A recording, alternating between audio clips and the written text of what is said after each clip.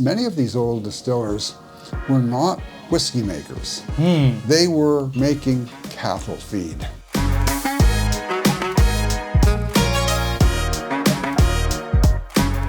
My name is James Lester, and I'm sitting here with Davin De Kergommeaux, By golly. the Canadian whiskey writer, founder of the Canadian Whiskey Awards. As we do this tasting, Davin, I'd like to talk to you about your new book.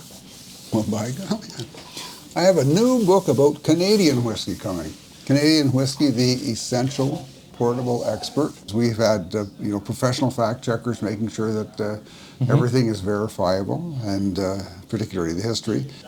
I think that there are going to be some big surprises about the history of Canadian whiskey, because I've found some things that I think that most people are simply unaware of. I don't want to ruin the surprise. The release is in March. March the 12th, yeah. Can you tell us anything? Can you give us a little, what was a big shock and awe moment for you in the research of this book? Some of the old historical distilleries have very interesting histories. Something that really is kind of becoming apparent is that many of these old distillers were not whiskey makers. They were making cattle feed. Yeah. And whiskey was a waste, or alcohol was a waste product. Whoa. What? Yeah. That they turned into money. That's wild. So they ran the distillery so they would have food for their hogs, for their cattle, whatever. And they recycled the waste. And the byproduct was the dry. Yeah. After you've distilled grain, you get rid of all of the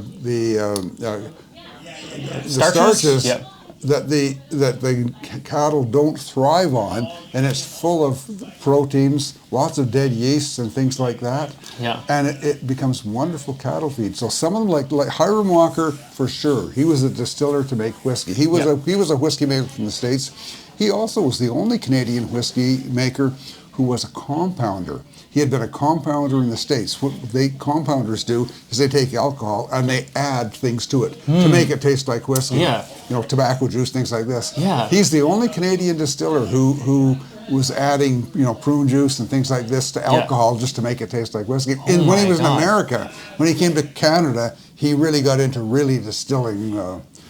distilling whiskey. Yeah. So it's really quite fascinating. We have a friend, and he's a bookbinder, and his shop was beside the distillery for many years, and he's a third generation. His grandfather started the business, and he came by once with this book that was 100 years old, and it was like recipes on how to make whiskey, but it was like one glass of port and a third glass of sherry.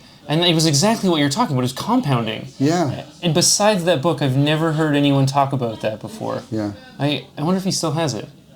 Well, if he does, find out. I'd love to read it. Yeah, I'll send him a message. I'd love to photocopy it. Yeah. Or scan it. But But Hiram Walker was the only compounder, and he loved adding stuff to alcohol to make it. This is the way they did it when he was in the States. It was obviously very successful. When he came to Canada, well, he wasn't as successful in the States as he was in Canada. He was always worried about the temperance movement and so on. But his distillery in Windsor was not his first entry into the whiskey business. Yeah, I read something very recently about he had a distillery in Illinois as well. If he did, I'm not aware of it. He had a store in Detroit. Okay. Worked at a store in Boston, but he came to Detroit, and he sold a lot of whiskey there. It was interesting because in the States, the distillers were not allowed to make whiskey. Yeah. So a guy like Hiram Walker would go buy a lot of neutral spirit, freshly distilled spirit. Yeah. And he had to truck it away from the distillery, and then he could turn it into whiskey. He'd filter it through charcoal and add flavors and things like that. Yeah. And his store at one point had something like 500 barrels of wheat whiskey in it. Whoa.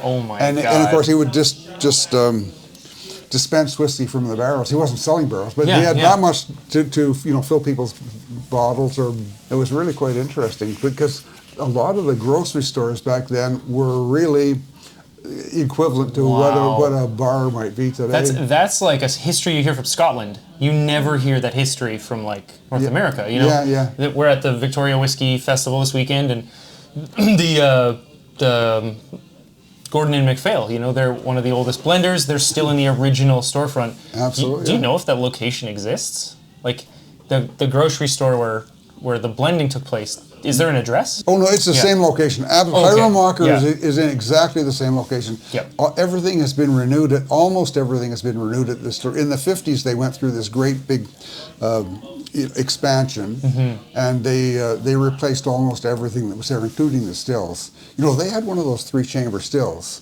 You know, like Todd Leopold has. Yeah. They did have a distillery in Illinois, but that was long after. That was around Prohibition time and beyond that, when they built a distillery in Illinois. Yeah. And they had a 3-chambered still there as well.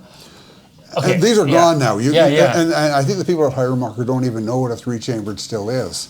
But Canadian, and it came from, it was made in Cincinnati. Yeah. And it was really quite, this was like flavoring, because it made a very flavorful whiskey that they could blend with the whiskey that came out of the column stills. Yeah. It was really something, you know. And you know, they put in that massive big distillery in Illinois, and they had a 3-chambered still there just to make flavor. This is interesting stuff, James. Oh my God! Yeah. It's fascinating. I run a distillery, and like probably every couple months I go onto like Craigslist and I just type in distillery and I see what pops up. Yeah. And there was a guy selling. He called it a still, and it was originally from. I talked to Jason about it, from the Seagram's location in New West. And when they tore it down in like 1963, they pulled this out, and this farmer has had it in his barn for years. I don't think it came from New Westminster. Okay. Hiram Walker built a distillery just north of Kelowna. Yeah. And they had 2 pot stills in there as well, because they on contract they were making malt whiskey for Suntory. One of those stills ended up in someone's garage. The other still ended up here in Victoria at Phillips Brewery. Yep. They also have a distillery, and they got one of those original That's amazing. Hiram Walker stills from the distillery in Kelowna. Yep. But yes, some guy took both those stills out. Wow. Yeah, but this may be a different story that we're getting here. This was, you can go and touch that still. I'm in Victoria. I'm going to go tomorrow. At Phillips, I'm not kidding. That's wild. Yeah. There's so much like Canadian history like that floating around. This one was, they called it a still, but it was quite clearly like a thumper. You know. Okay. Like that's a different thing. Yeah. They called it a still, but it was quite clear that they didn't know what they had. Yeah. And I tried to track it down and buy it, and it was just sort of this very long story, and then they decided they weren't going to sell it anymore. They were just going to keep it, and I couldn't change their mind. And I thought it would be just amazing to have a thumper from Seagram's or. Are you kidding? Wherever. It would be unbelievable. Yeah, absolutely. Yeah. It didn't look that big, but it looked extremely heavy. Yeah. I'll see if I can find some photos of it. I remember like taking photos on my phone to send to Jason when we were trying to dig up the history of it. Yeah. Wow. Jason was really helpful with my new book. Oh yeah. You guys have a treasure in that guy as a historian here in Vancouver. We're so lucky. Jason Vanderhill. Yeah, he's really. He's helped me so much with really digging deep into distilling in British Columbia, and I think people don't realize how important Vancouver particularly, but British Columbia has been in the history of Canadian whiskey. You have some fabulous distillers that are here, but you also have some fabulous distilleries that were here. Yeah. And they've all disappeared. I mean, the end of Prohibition didn't help. Yeah, Jason Vanderhoof, Canadian. Vanderhill, whatever. Jason Vanderhill, a Vancouver historian, but also a bit of a whiskey writer as well. He has a book, the British Columbia Distilling Company. BC Distilling, yeah. BC Distilling History. Yeah. And I'm a huge fan of Jason, and I'm a huge fan of his book. But I think that people should read my book first. Absolutely.